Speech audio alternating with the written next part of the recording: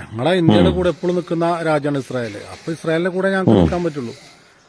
അല്ലാതെ ഈ ഖുറാൻ മാത്രം വായിച്ചിട്ട് 5 നേരം നിസ്കരിക്കുന്നുണ്ട് എന്ന് പറഞ്ഞു നടക്കുന്ന ആൾക്കാരോട് ഞങ്ങൾക്ക് എന്താ ഗുണമുള്ളത്? ടെക്നോളജി ഉണ്ട് നിങ്ങളെ കയ്യില്, ടെക്നോളജി ഉണ്ട് നിങ്ങളെ കൂടെ നിൽക്കാം. അടുത്ത ടെക്നോളജി ഉണ്ടാ എന്തുണ്ടേ ഉള്ളത്?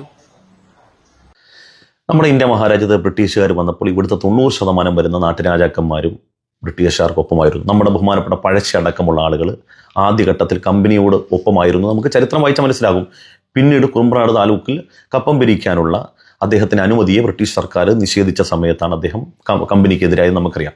90% വരുന്ന നാട്ടുരാജാക്കന്മാരും എന്തുകൊണ്ട് ബ്രിട്ടീഷുകാർക്കൊപ്പം നിന്നുള്ള ടെക്നോളജി, അന്നത്തെ ആധുനിക ടെക്നോളജി അവരുടെ കയ്യിലായിരുന്നു. പാലം, റെയിൽവേ, ഗതാഗതം, അങ്ങനെ തുടങ്ങി മുഴുവനും അവരുടെ കയ്യിലായിരുന്നു. അപ്പം ഇവരൊക്കെ അതിൻ്റെ ഗുണഭോക്താക്കളായപ്പോൾ അപ്പോൾ എല്ലാ കാലഘട്ടത്തിലും നമുക്ക് എന്ത് ഗുണം കിട്ടുന്നു എന്ന് മാത്രമേ നമ്മൾ നോക്കാറുള്ളൂ. ഇപ്പം ഇസ്രായേലിനൊപ്പം ബഹുമാനപ്പെട്ട ഉണ്ണിച്ചേട്ടൻ്റെ അനുയായികൾ നിൽക്കുന്നത് നിങ്ങൾ ഗുണഭോക്താക്കളാണ്. നിങ്ങൾക്ക് തോക്ക് കിട്ടും, വെടിമരുന്ന് കിട്ടും. അതുകൊണ്ട് നിങ്ങൾ അവരെ ആ ടെക്നോളജി, അവരുടെ കയ്യിൽ ടെക്നോളജി കൊണ്ട് അവർക്കൊപ്പം നിൽക്കുന്നു, കുഴപ്പമൊന്നുമില്ല. അതൊക്കെ ഓരോരുത്തരുടെ ഒപ്പീനിയൻ. മുസൽമാന്മാരുടെ കയ്യിൽ ഒരു ടെക്നോളജി ഇല്ല. മുസൽമാന്മാരുടെ കയ്യിൽ ഒരു ടെക്നോളജി, അവരുടെ കയ്യിലുള്ള ആകെ ടെക്നോളജി എന്ന് പറഞ്ഞാൽ എന്താ? ഇപ്പോൾ ഈ ബദാമും മണ്ടിപ്പരിപ്പും പിസ്തയൊക്കെ വരുന്നൊരവസ്ഥയിലേക്ക് നമ്മുടെ കേരളത്തെ ഇന്ന് ഈ മറ്റ് എല്ലാ സംസ്ഥാനങ്ങളെക്കാട്ടിയും ഫലഭൂഷ്ടമായ ഒരു ഭൂമികയാക്കി മാറ്റിയതിൽ മുസൽമാന്മാരുടെ പങ്ക് എത്രയായിരുന്നു എന്ന് ഒരു ഹൈന്ദവ സഹോദരൻ ഒരു ക്ലിപ്പ് ഇട്ടിട്ട് അദ്ദേഹം പറഞ്ഞു തരും. നമ്മൾ പച്ചപ്പുല്ലും വൈക്കോലും ഒക്കെ വിസർജിക്കുന്നതിൽ നിന്ന് നമ്മൾ കുറേയൊക്കെ മാറി അങ്ങനത്തെ ചില ടെക്നോളജികൾ, മനുഷ്യത്വത്തിന്റെ നന്മയുടെ, മനുഷ്യർക്ക് ഉപകാരപ്പെടുന്ന ചില ടെക്നോളജികൾ മാത്രമേ മുസൽമാന്മാർ കണ്ടുപിടിച്ചു. മുസ്ലിം രാജ്യങ്ങളുണ്ട് കൊണ്ട് മാത്രമാണ് കേരളം രക്ഷപ്പെട്ടത്. ഇത് പറയാൻ നമുക്ക് എന്താ ഒരു മടി? എന്തുകൊണ്ട് നമുക്ക് പറയാൻ പറ്റും? പറയണ കുട്ടികളെടുത്ത് അവരുള്ളത് കൊണ്ട് മാത്രമാണ് നമ്മൾ രക്ഷപ്പെട്ടെന്ന് പറയണം. അവരോടുള്ള കൃതജ്ഞത നമ്മൾ കാണിക്കണം. 1972 കേരളം പട്ടിണി, എന്റെ വീട്ടിനടുത്തുള്ള ചേമ്പിന്റെ ഇല മോഷ്ടിച്ച് വേവിച്ച് കഴിച്ചവരുണ്ട്. അവരെങ്ങനെ രക്ഷപ്പെട്ടു? ഗൾഫ് കൊണ്ട് മാത്രമാണ്.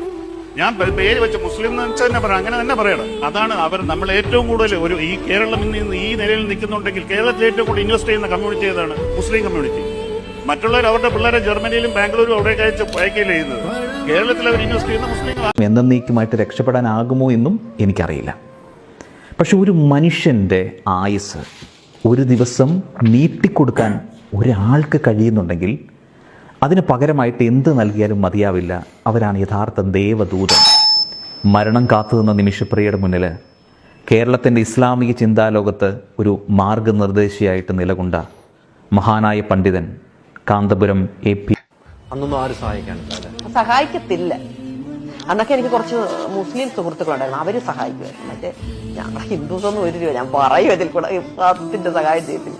അതുകൊണ്ട് തന്നെ അവരെയൊക്കെ പറഞ്ഞാൽ എനിക്ക് നോക്കും. അവരാണ് അവർ പിന്നെ മുസ്ലിംസ് എനിക്ക് ഒത്തിരി